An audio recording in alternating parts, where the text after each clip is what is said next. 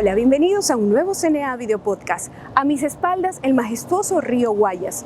Hoy nos hemos trasladado hasta el Cantón Durán, donde se encuentra ubicado el Centro de Investigación Especializado en Camarón, para hablar de un importante tema para el sector: ¿cómo incide el invierno en los cultivos de camarón?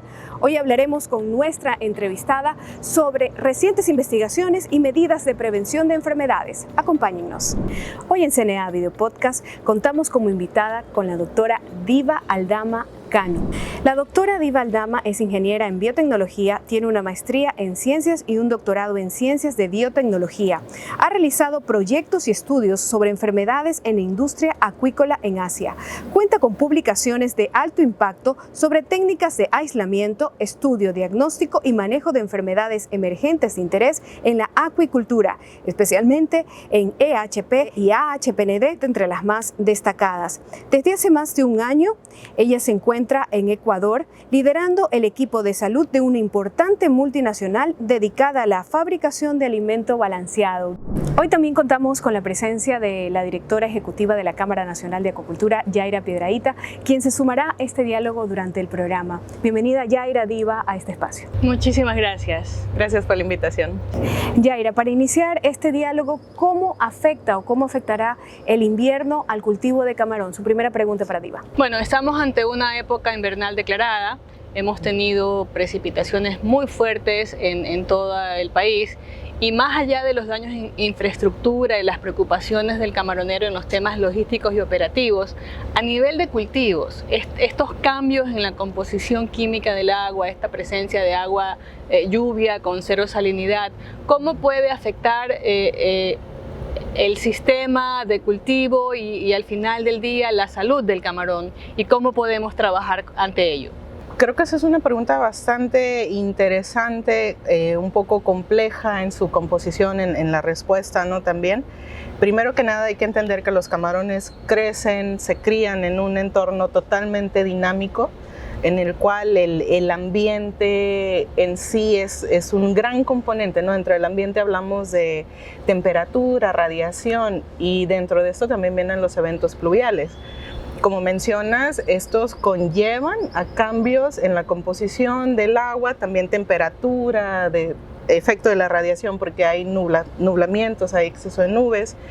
Ya, todo esto hace que varíen los parámetros físico-químicos muchas veces de las piscinas. Varía la salinidad, varía el pH, varía la alcalinidad.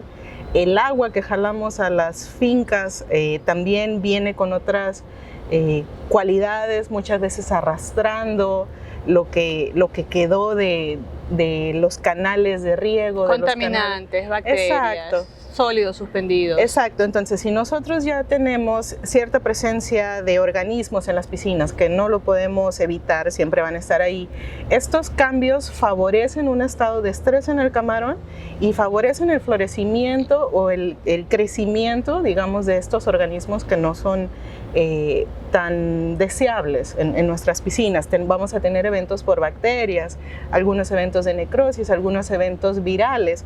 ¿Por qué? Porque el camarón ya está estresado por estos cambios, más los cambios ambientales, más los excesos de nutrientes, de compuestos que no son deseables. Todo esto te va a llevar a un evento, ¿no? ¿Cómo afecta este ingreso de agua contaminada la salud del camarón y, en este caso, cómo poder controlarla? Puede afectar en varios aspectos. Uno, por ejemplo, como les mencionaba, cambios en los parámetros físico-químicos, porque viene un agua de baja salinidad, viene un agua a lo mejor con arrastre de ciertos nutrientes, materia orgánica que te pueda afectar. Puede afectar en cuestiones branquiales, de respiración, una acumulación de detritus, de materia orgánica o de sólidos suspendidos en la columna de agua, porque viene el agua revuelta. Puede haber eventos de necrosis cuticular por la carga de bacterias que viene, puede haber algún evento relacionado, digamos, ya a nivel interno del sistema, ¿no? Porque es agua sucia o hay un exceso de bacterias, que se den ciertos eventos bacterianos. ¿Cómo se puede controlar? Hay que monitorear la calidad del agua, esencialmente cómo están nuestros parámetros, nuestra alcalinidad, nuestro crecimiento de bacterias, hacer bacteriología de agua, monitorear los reservorios, los canales de sedimentación. Es ideal tener un área de sedimentación para evitar gran parte de estos problemas. Sería algo, digamos, con lo que podemos iniciar, ¿no? Hay que también pensar que ahorita estamos en una cuestión temporal, ahorita la temporada de lluvias es fuerte, no parece que vaya a terminar realmente pronto, entonces sí hay que estar... Se anuncia un niño incluso. Sí, hay que estar pensando ya en un manejo sustentable, ¿no? Sobre todo previo a la entrada de la piscina, ¿no? Previo a que el agua ingrese a nuestra finca, que nosotros podamos tener un enfoque sustentable y preventivo para el manejo de estas enfermedades. La clave está entonces en ver qué ingresa a nuestro sistema de cultivo para evitar problemas sanitarios. Sí, exacto. Incluso si tu sistema es una semicerrado o una recirculación un poco cerrada, también es importante. ¿Por qué? Porque está ingresando agua de lluvia, no solamente el agua que viene de fuera. Entonces hay que variar un poco nuestro enfoque en esta situación tan dinámica, ¿no? Sí. Y ante estas condiciones ambientales específicas de bajas salinidades, de lluvias abundantes, ¿qué predominan más? ¿Los problemas virales o los problemas bacterianos? ¿A qué debemos poner más atención en este momento? Ahorita por la época y en relación a las temperaturas con las que estamos, lo más predominante van a ser los eventos bacterianos. Pueden darse eventos virales asociados con los cambios de los parámetros físico-químicos, pero las altas temperaturas no van a generar una explosión de este evento o una cuestión masiva. Pero al contrario, sí lo vamos a ver en cuestiones bacterianas, no solamente en vibrios, sino también en aeromonas o algún otro tipo de bacteria no deseable en el sistema, ¿no? Y esto nos lleva a un riesgo de una infección bacteriana que pudiera tentar al productor a utilizar productos que no son los recomendados. Debiéramos dar un enfoque muy especial al tema nutrición y a los ingredientes que se adicionan a la dieta con estimulantes del sistema inmune, con aditivos como los que se usan mucho ahora, tipo aceites esenciales, ácidos orgánicos, promotores de salud, para evitar tener que caer en la necesidad de usar un antibiótico, por ejemplo, que es algo que la industria ha venido trabajando mucho en evitar y es lo que ha logrado pues una posición del camarón ecuatoriano a nivel mundial, porque al final afecta la calidad del producto. Exacto, exacto. Ahí hay que tener bastante cuidado. Uno, por regulación internacional, muchos antibióticos están prohibidos dentro de productos de consumo humano. También por a veces cuestiones gubernamentales internas, ¿no? El uso de antibióticos no es algo deseable, además por la cuestión de resistencia antimicrobiana, ya que puede generarte un problema a largo plazo. Te ayuda a controlar en ese momento, pero va a llegar un punto en el que tu sistema se va a volver resistente. Y el antibiótico no sirve. Exacto, exacto. Tu problema pudiera tener un control, un amortiguamiento eventual, pero va a escalar en el futuro. Entonces hay que enfocarse en un manejo preventivo y sustentable. ¿Qué quiere decir? Cuestiones que podamos replicar con el tiempo sin poner en riesgo nuestra producción futura. Por eso el enfoque del uso de alimentos funcionales que tengan los productos idealmente ya adicionados de manera intrapellet o en la producción ya de las pepitas en sí, es lo ideal, ¿no? ¿Por qué? Porque se eficienta la administración del producto y el consumo del mismo para el efecto interno en el camarón. A más de lo que ya ha mencionado Yaira y también Diva sobre la importancia de la prevención en el manejo del alimento y todas aquellas alternativas que se han planteado, ¿cómo realizar un control eficiente a través de un buen monitoreo de la calidad de agua y el suelo? ¿Cuáles son sus recomendaciones? Aquí hay que enfocarnos en varios parámetros. Están tanto los parámetros físico-químicos, aquí se pueden realizar los monitoreos tanto de cómo están nuestros niveles de oxígeno, nuestro nivel de pH, de alcalinidad. Para esto hay equipos e insumos especiales. Están los monitoreos bacteriológicos, los monitoreos biológicos, por así decirlo, que pueden ir tanto desde bacteriología, el uso de agares, de placas que nos ayuden a determinar qué especies tenemos tanto en agua, en camarón, en suelo. Están las cuestiones moleculares que también nos ayudan con estos monitoreos. Esos pueden ser un poco más espaciados. ¿Cuánto se recomienda la frecuencia del monitoreo? Por ejemplo, en una piscina Si tú haces un análisis molecular para detectar la presencia o incidencia de algún patógeno, no necesitas hacerlo todos los días. Puedes hacerlo cada 15 días para ver cómo están estas variaciones. Cuestiones bacteriológicas, sí es ideal que se haga con más frecuencia. ¿Qué quiere decir? No a nivel diario, pero al menos una vez a la semana, revisar tus piscinas de manera regular, sobre todo para un mantenimiento del control de la misma. Ya en caso que se vea que hay alguna incidencia de animales enfermos, de algún tipo de mortalidad, se puede incrementar esta regularidad. Y tenemos otro enfoque que es la revisión patológica, la patología en fresco, ¿no? Cómo está nuestro animal, nuestra piscina en cierto momento. Ese sí se puede hacer incluso de manera más regular, cada 2-3 días, porque tú estás monitoreando de manera aleatoria o dirigida cómo está ya la morfología de tus animales, ¿no? Diva, ¿cómo garantizar una buena muestra? Nosotros recomendamos una cantidad mínima de animales, ya tanto sea para muestreos totalmente aleatorios, que son para un seguimiento, o para un muestreo que sea ya más dirigido, cuando ya tú estás teniendo un problema o estás viendo ciertos signos de enfermedades, ¿no? Ahí habría que definir el número de lances, número de animales, depende mucho del objetivo de tu análisis. Ahí se tiene que adaptar un poco.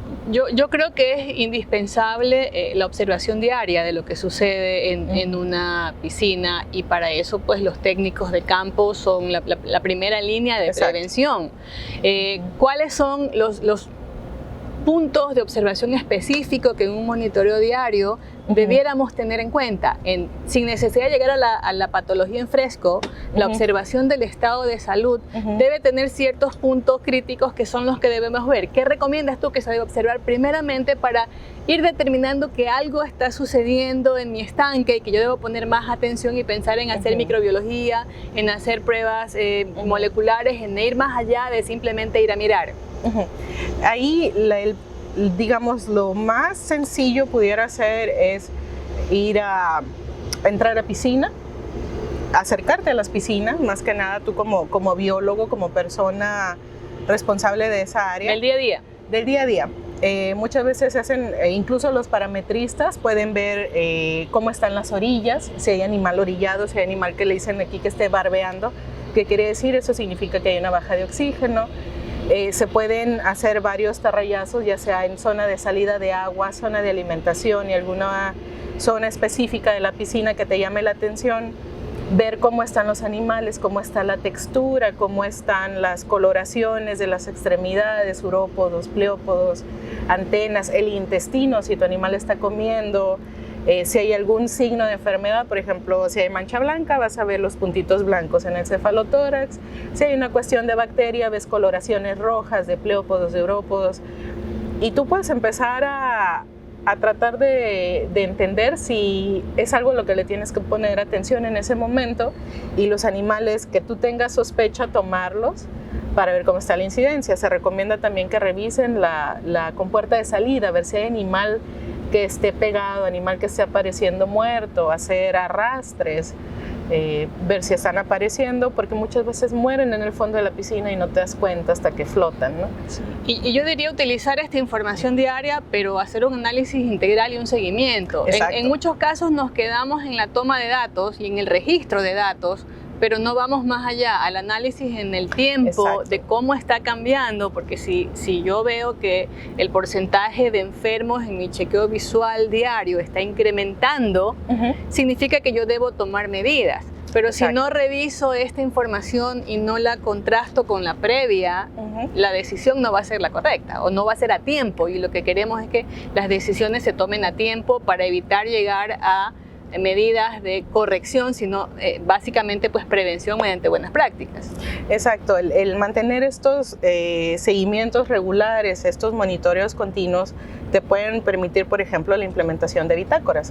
Una bitácora o una captura de datos, un histórico de tus datos, te ayuda a entender las tendencias del comportamiento anual de tu finca, de tus piscinas. Uno puede predisponer sus recursos para estar preparado antes de que llegue algún evento basado en esta información previa. Entonces, si no tenemos nosotros un seguimiento adecuado, no podemos generar esta línea de tiempo que nos permite actuar de manera eficiente.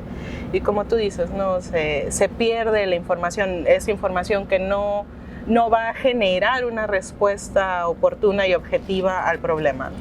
Diva, durante la etapa invernal también suelen presentarse la marea roja por presencia de dinoflagelados. Eso es lo que vamos a hablar al regreso del corte. Siga con nosotros aquí en CNA Video Podcast.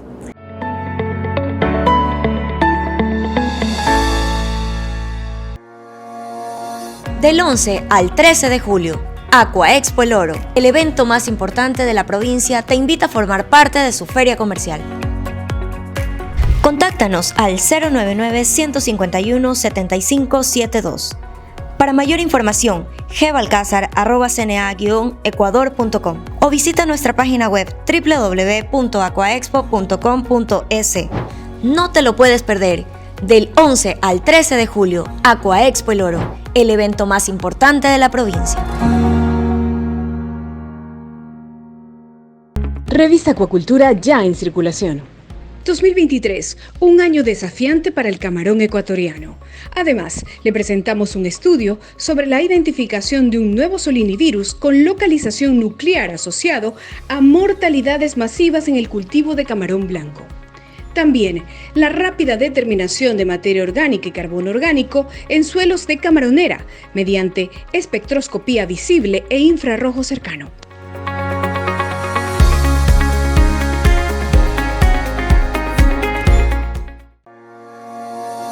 ¿Sabes cómo mejorar la productividad de tu camaronera? Sé parte de Aquaexpo Manabí.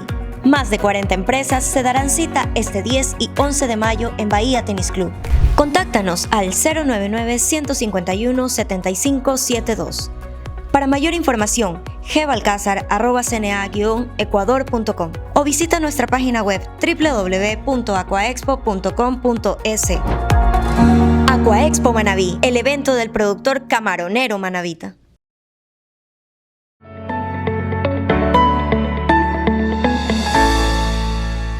Gracias por seguir en compañía de CNA Video Podcast. En el bloque anterior habíamos hablado de que ya en este momento íbamos a tratar el tema de la presencia de dinoflagelados por la etapa invernal. Yaira, usted tiene una pregunta al respecto. Bueno, ha sido usual en la época de lluvias intensas que en las costas ecuatorianas o frente a nuestras costas, por el aporte de agua dulce, la temperatura, todo lo que mencionabas antes, tengamos afloraciones de mareas rojas. Y en ocasiones hemos tenido presencia de ciertas algas que pueden resultar tóxicas a las concentraciones en las que se presentan o que por la concentración misma provoquen bajas de oxígeno, inclusive a nivel de mar abierto. ¿Cómo afrontamos eso dentro de una piscina camaronera que es un ambiente completamente distinto?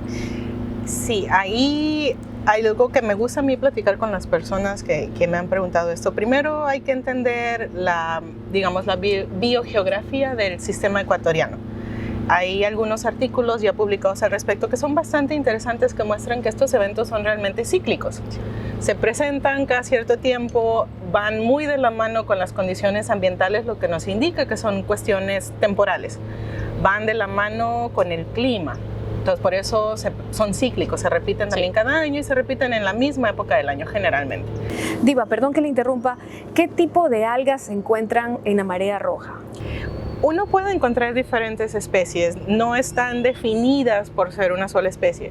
Generalmente se les denomina marea roja por la coloración marrón rojiza que tienen, pero pueden estar conformadas por dinoflagelados, rafidofitas, algún otro tipo de especie. ¿Chatonelas? Chatonelas, como parte de las rafidofitas, es una familia bastante grande y son, como digamos, no específicas a alguna región geográfica, por eso ahora las hemos empezado a ver aquí, aunque anteriormente no se veían en esta zona, ¿no? Y entonces, ante estos eventos, ¿cómo reaccionamos? ¿Qué medidas debemos tomar? ¿Cuáles son los riesgos más grandes de tener presencia de mareas rojas en las zonas en donde se bombea hacia la camaronera o una vez que ya las tenemos dentro del sistema? Sí, aquí es bastante importante que nosotros como parte de la industria y como productores nos apoyemos en la información tanto existente como en las agencias que se dedican al monitoreo de las mismas. La Agencia Oceanográfica de aquí de Ecuador, El INOCAR. Ellos tienen un sistema de monitoreo de blooms de algas en la costa ecuatoriana, por ejemplo. Nosotros ya entendemos que es un evento que es cíclico, es temporal, entonces estar preparados, digamos, desde los meses de noviembre, que aquí es cuando empiezan a elevarse las temperaturas, y hacer los monitoreos de la zona que rodea nuestra camaronera. Hay que llevar eso también a un monitoreo interno en la zona de reservorio, piscinas, áreas que parezcan sospechosas donde hay cambio de coloración en el agua. Observación, básicamente. Exactamente. Esto va de la mano con lo que hablamos anteriormente, monitoreos eficientes. Ahora, la salud del camarón, como dijimos, es bastante dinámica, son muchos los componentes que le involucran, y dentro de la calidad del agua van los elementos de la cadena trófica, que es el fitoplancton. Ya, entonces, si nosotros monitoreamos adecuadamente el mismo, podemos encontrar los puntos críticos o los elementos que nos pueden causar un problema futuro. En este caso son especies nocivas, especies no deseables en nuestro sistema. ¿Cómo cuáles? Por ejemplo, en el caso de dinoflagelados, cianobacterias, etcétera, de chatonelas también, porque que sean los crecimientos por el exceso de nutrientes dentro del sistema. Entonces, si nosotros monitoreamos, manejamos este input de nutrientes, esta entrada de los mismos, podemos amortiguar los eventos y dejarlos que pasen, porque son bastante temporales. ¿Puede alterar tal vez la calidad del camarón? ¿Puede darle sabor a choclo, como se ha registrado en algunos casos en algunas provincias del país? Sí, hay una especie que esa es común que la tengamos todo el año. Es así, porque es parte del sistema, no nos podemos deshacer de ella sin desbalancear el sistema. Es algo, digamos, ni tampoco estamos en alerta por la presencia de algas. No. En este caso nos referimos a las cianobacterias. Las cianobacterias generan un compuesto que se llama geosmina. La geosmina es un compuesto que es soluble en lípidos, por lo tanto tiende a acumularse. Se acumula. En el hepatopáncreas del mismo. Ahora, la característica de la geosmina es que da este sabor a tierra, a choclo. También se da en los peces de agua dulce. Si ustedes toman un pez, de repente de un reservorio, un pez de estado salvaje, y lo prueban y sabe a tierra, es producto de este compuesto, ¿no? Pasa también con los camarones, sobre todo cuando hay un mal manejo en la calidad del agua, en la cantidad de nutrientes, en los rangos de nitrógeno, de fósforo, muchas veces por un manejo ineficiente de recambios de agua, de alimentación, que causan este exceso de organismos, de cianobacterias, y que conllevan a la acumulación y digamos, alteración del sabor del camarón. Claro, yo recuerdo en la época en que yo estaba en producción en finca, en invierno con evento El Niño, que tuvimos una proliferación muy grande de algas y de bacterias cianofitas, y obviamente al camarón le gusta. Se lo come. Cuando yo revisaba el contenido intestinal, estaba completamente repleto de este tipo de algas, y el crecimiento era muy bueno. Sin embargo, durante casi un mes no pude cosechar porque la calidad del producto no era apta para cosechar, porque tenía un sabor a choclo muy intenso. Entonces me tocó hacer manejo de calidad de agua, reducir el bloom de cianofitas y esperar que el camarón recupere su sabor normal. Obviamente lo coseché con 6 o 7 gramos más de lo proyectado, pero el tiempo también juega un papel crucial en el manejo de la estructura de costos, ¿no? ¿Cómo controlar el ingreso de estas algas? Ahí hay que controlar varios aspectos en los que nos podemos enfocar. Está la calidad del agua, como bien dices. Hay que mantener un recambio adecuado. ¿Por qué? Porque los recambios de agua te ayudan a que haya un flujo de la misma y saques el exceso. A diluir. Sí, exacto, diluyes, pero no solo diluyes en la columna de agua, diluyes también dentro del sistema interno del camarón. Hay como un flush, que le dicen, una salida de este exceso de compuesto acumulado, no esta geosmina acumulada. Ayudas a reducir en cierta manera o a controlar tu rango de nitrógeno-fósforo, que son los nutrientes que usan principalmente para crecer. Entonces controlas tu calidad de agua, y una manera bastante, digamos, apropiada para saber si tú vas a tener un problema o no es dentro de los monitoreos continuos que hemos estado dando tanta importancia, incluyes un monitoreo de calidad, de sabor. ¿Por qué? Porque de esa manera tú te vas a dar cuenta, no solamente viendo en la columna de agua, sino ya en el sabor del camarón, si viene un problema. Sobre todo si estoy en épocas próximas a la cosecha. Exacto, exacto. Ahí sería ideal que se incremente el periodo de muestreo de ese tipo de calidad cerca de la cosecha, pero sí es ideal que se mantenga cada cierto tiempo, ¿no? Y en el caso de que el recambio no sea suficiente, Uh-huh.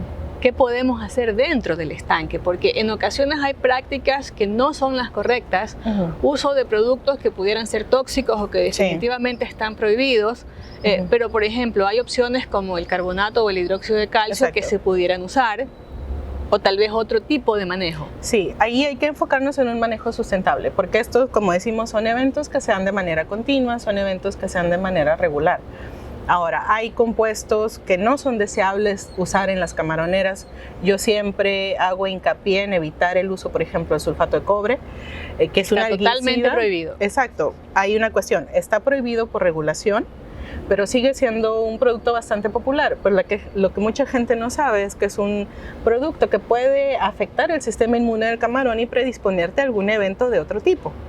Entonces, te regula en alguna manera cierto parámetro. Soluciona un problema, pero causa uno peor. Exacto. O sea, no es opción el No uso es del opción. sulfato de... Sí, yo siempre hago hincapié en ese aspecto de que pudiera ser una solución rápida, pero es una solución, una, que no es legal, hablando en cuestiones regulatorias, y dos, hablando ya en el sistema del camarón, te va a crear un problema. Y en el más ambiente. grande. Exacto, en el ambiente. ¿Por qué? Porque también está la acumulación en el suelo. Ahora, otro aspecto que hay que considerar bastante por su efecto directo sobre estos florecimientos algales es el manejo de la alimentación. La vía para controlar esto es que nosotros podamos tener un manejo eficiente, tecnificado, que realmente te ayude a controlar el ingreso de nutrientes en tu sistema de una manera más exacta, de una manera más dirigida. Ya, si tú puedes controlar tu alimentación, gran parte del problema se va a controlar, ¿no? Diva, pero en este duro invierno por el que estamos atravesando, ¿estas algas indeseables tienen mayor presencia que en años anteriores? ¿Qué dicen sus estudios? Mira, aquí hemos visto en nuestros conteos, sobre todo en nuestros monitoreados puntuales, sí ha habido un aumento en relación a cuestiones directamente ambientales. Porque ¿qué fue lo que pasó? Tardó en llegar la lluvia bastante. Contamos con un medio que ya está bastante eutrofizado, que quiere decir hay un exceso de nutrientes en el sistema. Hubo bajas de oxígeno a inicios de año. Hubo una cuestión de mareas bastante altas que traía el agua revuelta del fondo marino. Esa agua se tomó hacia las fincas y entran en un sistema que es el apto para crecer. Ahora, sí ha habido una distribución más amplia en el rango, digamos, geográfico en el cual las hemos visto. La concentración ha variado. Algunas fincas o algunos puntos de muestreo tenían más concentraciones que otras y tenía mucho que ver con el manejo del sistema, con las características de la zona, por así decirlo. Sí se ha visto en relación al año pasado una incidencia tal vez un poco más alta, pero como es algo que es bastante temporal, lo que estamos viendo en las últimas semanas es que ya va de salida el evento. Era una alerta para el sector camaronero. ¿Es totalmente manejable en virtud de la presencia o de la cantidad que ustedes han identificado? Es manejable de manera particular, porque tiene mucho que ver con las características de tu sistema y qué tan intenso fue el evento. Como sabemos, estas crecen en relación a la cantidad de nutrientes disponibles en tu sistema. Entonces, si tienes un sistema que está un poco degradado, con exceso de esto, pues sí va a haber un crecimiento más alto. Diva, se nos está acabando el tiempo. Muchísimas gracias por estar con nosotros aquí en Ceneda Video Podcast. ¿Cuáles serían sus recomendaciones al respecto? Las sugerencias principales que pudieran ser para ahora en la época invernal es mantener un monitoreo constante, sobre todo porque ahora que sube la temperatura, hay eventos pluviales, es muy común que se den eventos. Entonces hay que estar preparados, ¿no? Hay que entender las tendencias de nuestras piscinas. Hay que estar monitoreando, como les digo, calidad de agua, parámetros físico-químicos. Hay que hacer un manejo eficiente de la alimentación en estas épocas. Hay que tener realmente la capacidad de correlacionar todos estos factores para poder tener una producción que sea realmente, digamos, exitosa, porque si no... Y la calidad del suelo también, me imagino, Exacto. que se altera un poco también por las lluvias. Exacto, sí, se altera un poco por la lluvia, más que nada la acumulación de materia orgánica, y eso te va a afectar en ciclos posteriores. Entonces sí, ese sí, la calidad del suelo, lo ideal es que sea todo el año, pero principal enfoque es que con el aumento de la alimentación en esta época, sí hay que hacer una bioremediación bastante fuerte, un tratamiento bastante puntual para ahora que venga el verano. Gracias, Diva, Yaira, se nos acabó el tiempo, pero yo quiero invitarlos a ustedes, nuestros seguidores, a que dejen sus comentarios y sus sugerencias de nuevos temas para las próximas ediciones de CNA Video Podcast. Será hasta una próxima oportunidad. Muchas gracias.